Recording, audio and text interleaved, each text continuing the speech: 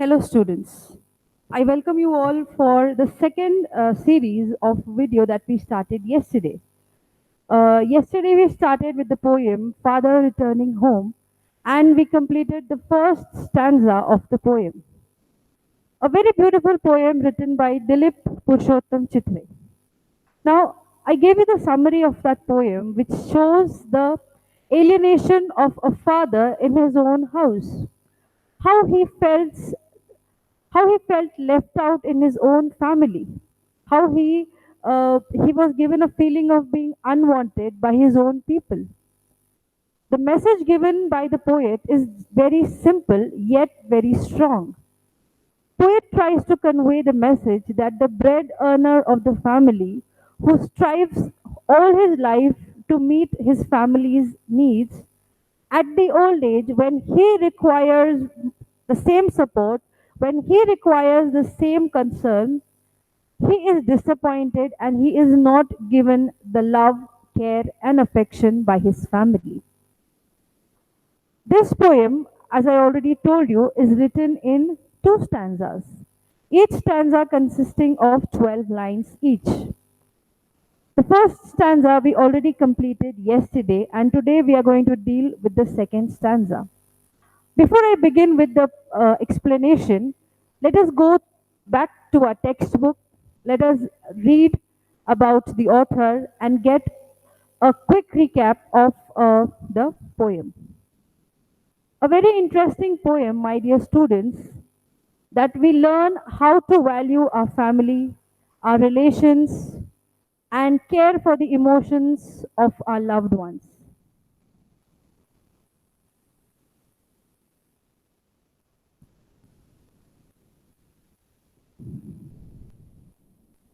Father returning home. Dilip Chitre, as we all know, he is a famous poet. He is a bilingual poet. A bilingual poet is a poet who can write very effectively in two languages. He has done a remarkable work in Marathi and English. His versatile creativity extends to painting, filmmaking, and his notable contribution as a magazine columnist. He received the prestigious Sahitya Academy Award both for poetries as well for his well-known translation work, Says Tuka, popular abhangs written by Sant Tukaram. He had started translation of literary work of saints in Marathi at the age of 16. Exile, alienation, self disintegration, and death are observed as the major themes of his writing. This poem is taken from the collection Traveling in a Cage. We already finished with the first stanza, and now we have to begin with the second stanza of the poem. Let us move on with the second stanza.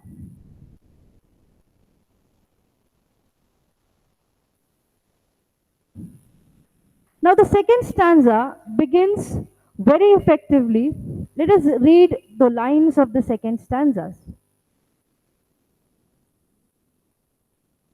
Home again, I see him drinking weak tea, eating a stale chapati, reading a book.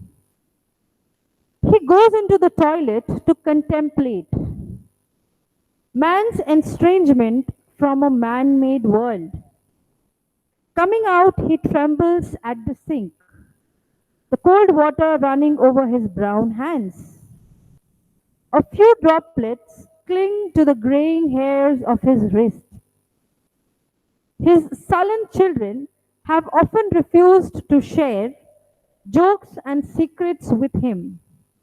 He will now go to sleep, listening to the static radio, dreaming of his ancestors and grandchildren, thinking of nomads entering a subcontinent through a narrow pass. A very, very beautiful poem, my dear children, written by Dilip Chitre. Now, he has entered the second world, which means his home. In the first stanza, we saw that he traveled through the train, he met some unfriendly commuters, and the weight of the luggage that he was carrying. And after traveling on the platform with his muddy chappals, he now comes home.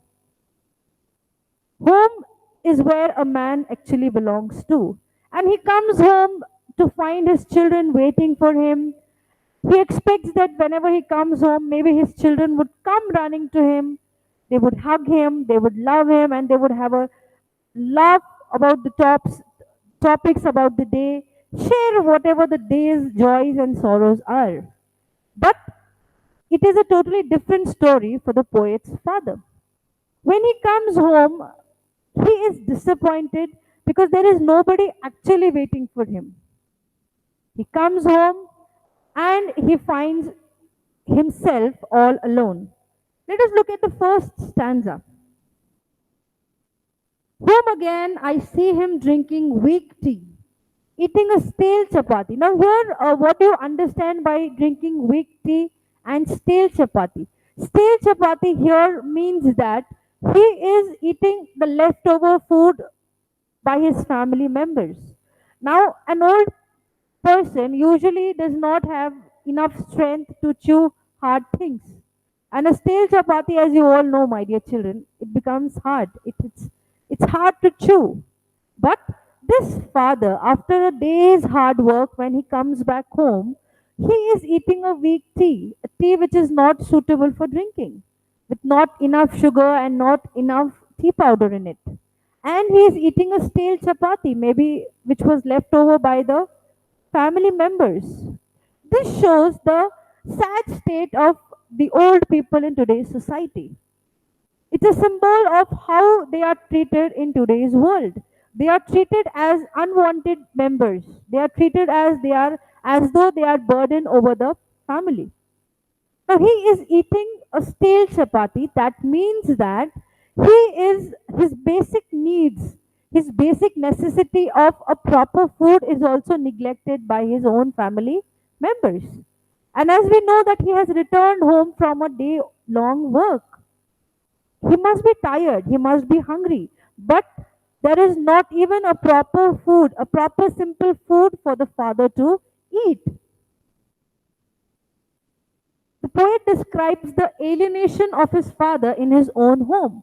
He is lonely, he is left out in his own house. Let's move on to the next line. He goes into the toilet to contemplate. Contemplate means to think deeply. He's going into the toilet to contemplate man's estrangement from a man made world. Now, these two lines, my dear children, kindly underline these two lines because these two lines sum up the entire poem for you and me. The entire summary of the poem is given to us in these two lines. Now, going into the toilet to contemplate, to think over something. Because when he is into the house, he feels that nobody wants him. So he goes into the toilet to lock himself inside to think about, what all he has done throughout his life and what did he get in return in this old age. Man's estrangement from a man made world. Now, how man is left out in the own world that he has made, the world that man himself has created, he is left all alone and lonely in his own world. Now, the toilet here is symbolic of the small world of old father. The world of that old man is just that toilet. That means it is a symbol of how small the world has become for this father of the poet. There is nobody to care for him. There is nobody who can talk to him. Nobody who can even ask him what he needs. So, going into the toilet and contemplating, that means he tries to hide himself. He tries to hide the pain that he is going through. And he goes inside and he closes the door and he starts thinking. Coming out, he trembles at the sink. Now, trembles means old people tremble. They have They shake, their body shakes. I already told you that at a certain age, people start walking slowly. People need support to walk. He is trembling. This father, when he comes out to wash hands, he is trembling. He is shaking. The cold water running over his brown hands. A few droplets cling to the graying hair on his wrist. Now, droplets means the drops of water. Now, droplets here symbolize life. Water means life. We all know that water is symbolic of life. And gray hair, my dear children, here shows old age. That means now life is just holding on to the old age. That means very few days are left for the father to live while on this earth. His sullen children have often refused to share jokes and secrets with him. Now, he trembles. Why is the father trembling? The father is trembling because he is broken from within. He is broken down from within and he is just about to fall apart like a broken vase or any item, any fragile item of that we have in a house. He is so shattered because of this loneliness that he is just about to break down and he's just about uh, to be to fall into pieces. That means how damaged he is from within. The pain that this father is undergoing cannot be shared by people. So he's trembling. When he comes out of the bathroom, toilet, at the sink, he's trembling.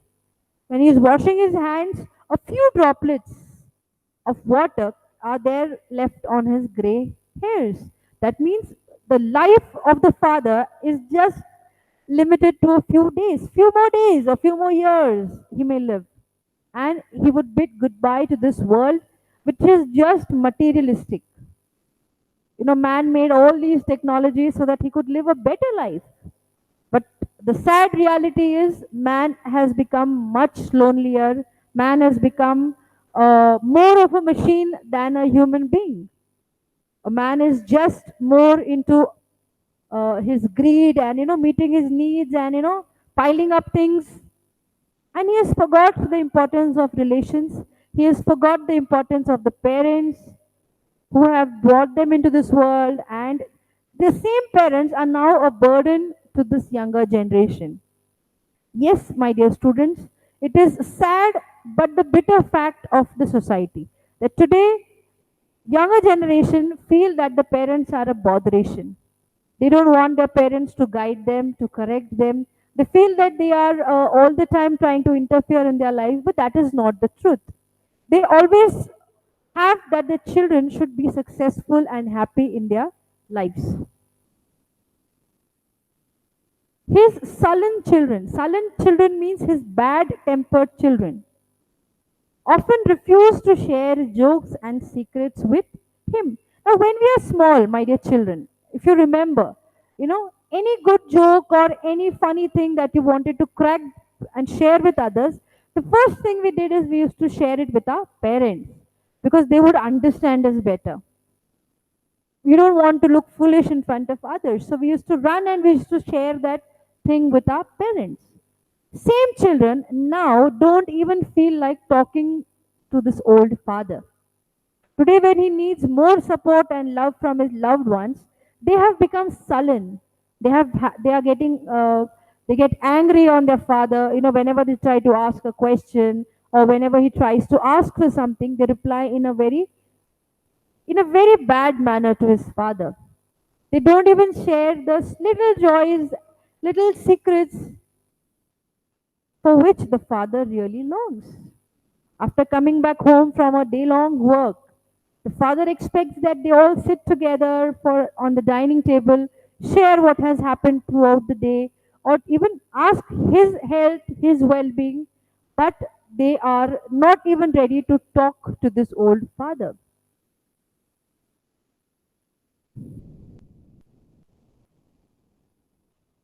Now, the last three lines of the poem are very, very important, my dear children. They give us a deep message about the poem.